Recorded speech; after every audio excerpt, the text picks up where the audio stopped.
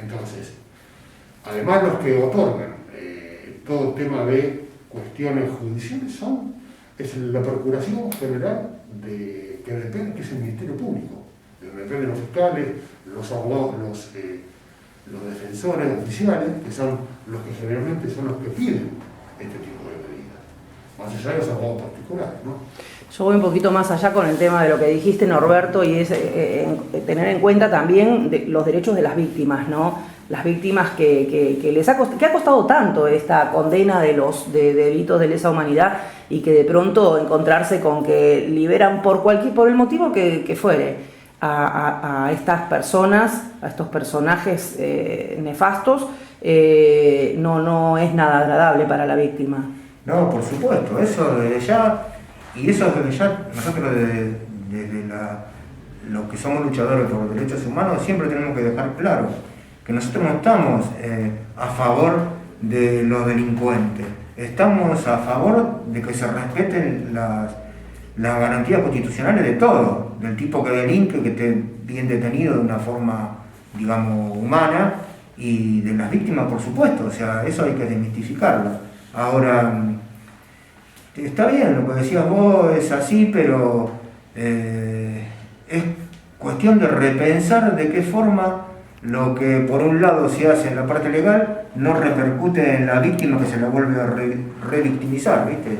Eso tenemos que tenerlo continuamente pensando qué medidas tomamos, ¿no? Y bueno, a los hechos nos remitimos. Tomemos como ejemplo el caso Natalia Melman, ¿no? Que en alguna de las salidas transitorias de los asesinos de Natalia Mariel Melman, la madre se ha encontrado en un comercio de alimentos, en un supermercado, con la víctima cara a cara. Entonces vuelve a renacer todo el drama que se ha vivido con este caso. Sí, igual más allá de la pandemia, que hoy ellos pidan la domiciliaria, las veces que lo han largado antes, ni siquiera se tuvo en cuenta que ellos vivían a metros de la casa de su víctima.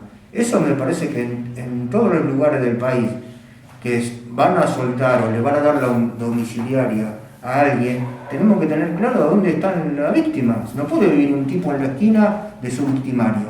O sea, que le radiquen el domicilio al que le corresponde la domiciliaria en otro lado, que vean de qué manera, pero no podemos tener a una cuadra de diferencia a un victimario y una víctima, o los familiares de una víctima.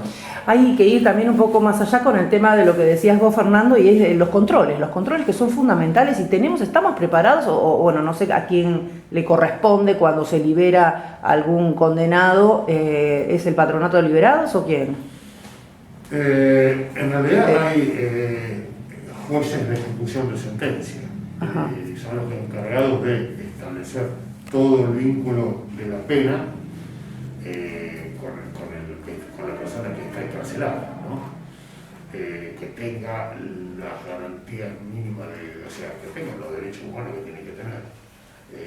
Que si alguien ha ido a la cárcel, aunque más no sea de visita, porque hay visitas para, o sea, no solamente para los abogados, sino que pueden acceder a establecimientos carcelarios, el de Olmos, el de Batán, más allá de que muchos no están todavía, no tienen condena, hay otros que viven en piso de tierra y no están sometidos en una casillita de 2x2 porque han tenido mala conducta, pero evidentemente de ese establecimiento sale peor. Entonces yo creo que hay que darle una nueva mirada a los establecimientos carcelarios y preguntarse si la cárcel resociabiliza o no resociabiliza, y si lo hace, bajo qué es lo que hay que cambiar y que cambiar muchas cosas. ¿Bien? Pero esto es un tema largo y es una vieja deuda de la justicia con sus establecimientos carcelarios y también de la sociedad entera, que la sociedad entiende que a los presos que se mueran en la cárcel, los presos no tienen que morir en la cárcel, los presos tienen que cumplir su condena y después reinsertarse en la sociedad. Ese es el esquema. Y si no, cambiamos la ley, ¿no? Creo que sería lo mejor. Sería lo mejor que se puede resociabilizar. Lo que pasa es que también se ha desmantelado todo otro, que no sean sistemas carcelarios, porque también a ningún pueblo le gusta que se construya una cárcel, ¿no? Es decir, bueno, vamos a construir 5 cárceles más, ¿a dónde? No, acá no, porque después se va a llenar de familiares de presos. La gente es así, ¿no? A veces. Y todo eso hay que trabajarlo también. Entonces, yo creo que lo que se tiene que ir viendo es otro modelo de ir llevando y que las personas condenadas cumplan su pena. Que puede ser trabajando en lugares un poco más abiertos, que no sea una cárcel, controlados, pero que hagan una actividad, desarrollen una actividad, un trabajo que después, cuando tengan que salir a la sociedad, les sirva. ¿Bien? Inclusive hay algunos convenios que se podrían hacer con gente que podría mínimamente poder contratar a quienes salen de los establecimientos carcelarios para ir reinsertándolos en la sociedad. Pero bueno, vivimos en una Argentina donde los derechos están vulnerados por todos lados, no solamente sobre los presos, sino sobre la misma persona que camina por la calle, ¿no? Entonces las cosas es un poco difícil porque todos quieren llegar primero al derecho. Entonces, esto trae siempre un poco de discusiones, de dicotomía, de contradicciones, y bueno, y entonces entramos en la ley de la selva. ¿Algo más para agregar, Norberto? Vamos cerrando un poco la nota. Yo creo que, perdóname, ¿no? Me gustaría que, respecto a los crímenes de lesa humanidad y esto de la mega causa de la subzona 15, que Norberto te diga todo lo que ya trabajó en la Dirección de Derechos Humanos. Bien. Porque hemos intervenido con búsqueda de testigos, con identificación de testigos. Él te lo va a contar.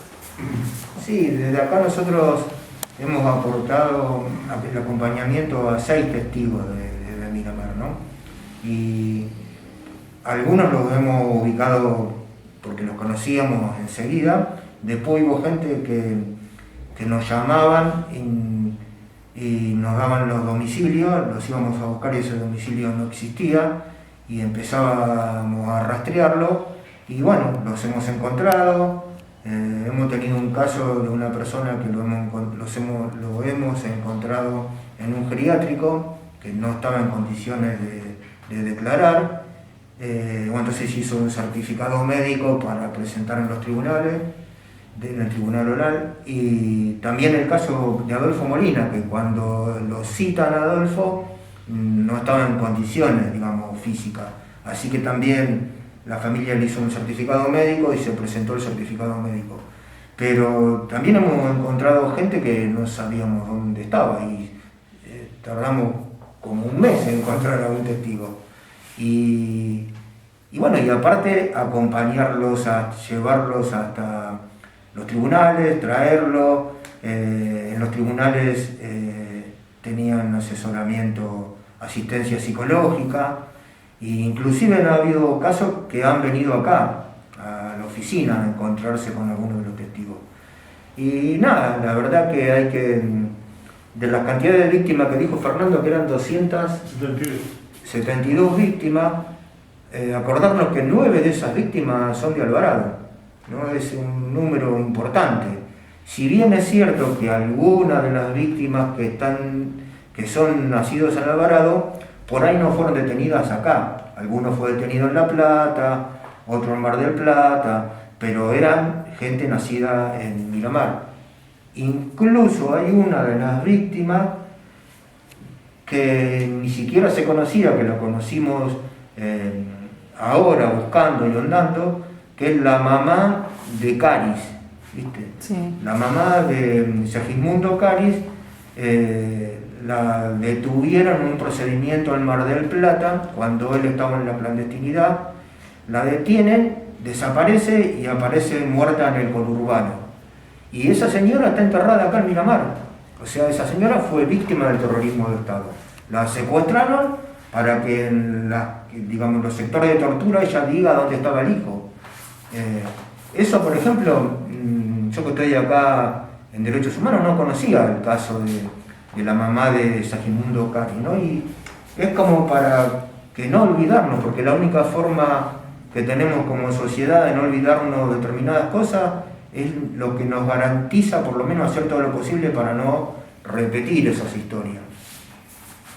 Increíble, ¿no? Cuando uno empieza a transitar, o bueno, ustedes desde acá, desde la Dirección de Derechos Humanos, de esta secretaría nueva prácticamente, que el municipio ha implementado y con un trabajo impecable que están realizando, ¿no? Sí, es un trabajo en silencio, porque en realidad tampoco da para mediatizarlo demasiado. Exacto.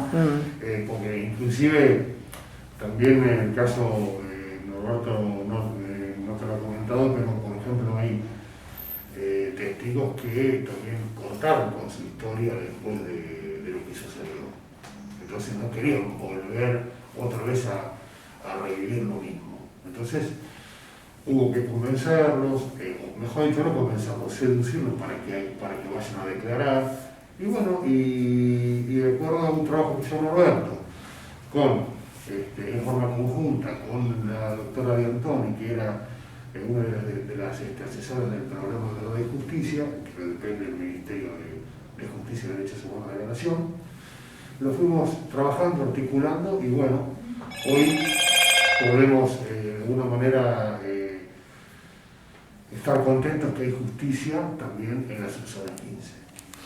Bien, muchísimas gracias por la nota. No, ¿Algo más para agregar? No sé. No, nada más. Es que cuando hablábamos de derechos humanos, viste, que vos decías de la oficina, de la secretaría, sí, es un trabajo a veces como que no se nota tanto, pero nada, es algo que tenemos que tenerlo como meta.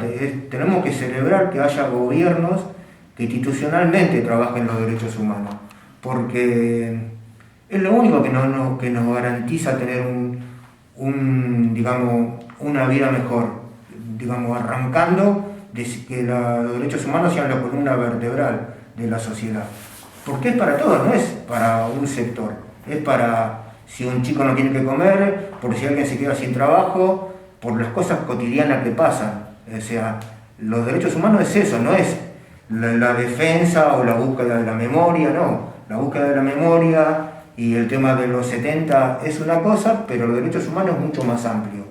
Y No, que la búsqueda de la memoria, Norberto, porque sin memoria no tenemos historia. Por supuesto, pero digamos, los derechos humanos es tan amplio que tenés lo de los 70, lo de ahora y lo que va a venir. O sea, que eso lo vamos a hacer con la construcción cuando tengamos gobierno institucionalmente tengan los derechos humanos, ¿viste?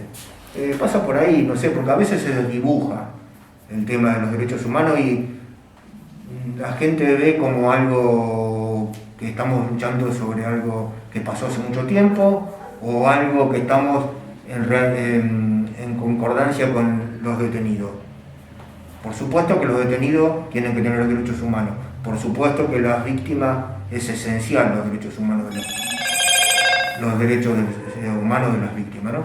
Pero bueno, nada, es eso nada más que quería aclararte yo, porque como que siempre queda eso volando en la sociedad y acá hubo a veces algunas declaraciones de gente que hablaba de los derechos humanos como que se hacen cursos, se dan charlas, y es más amplio que dar cursos o charlas, es mucho más amplio.